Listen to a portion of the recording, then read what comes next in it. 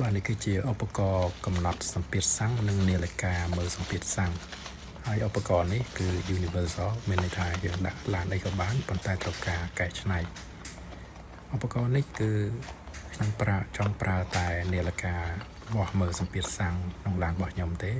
ហើយឧបករណ៍កំណត់សម្ពាធដោយសារនៅក្នុងឡានវាមានស្រាច់ហើយឡានរបស់ខ្ញុំគឺវាអត់តន់ខូចទេអញ្ចឹងខ្ញុំចង់យកប្រើតែនាឡិកាមើលសម្ពាធសាំងប៉ុណ្ណោះ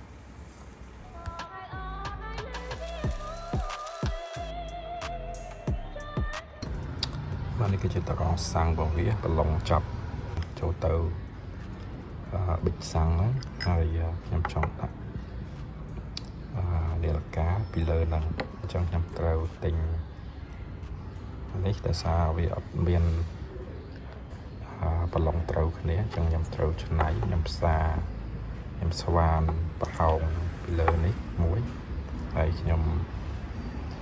ផ្សារនេះដាក់ពីលើអញ្ចឹងហើយបន្ទាប់មកខ្ញុំចាប់នាឡិកាចេះ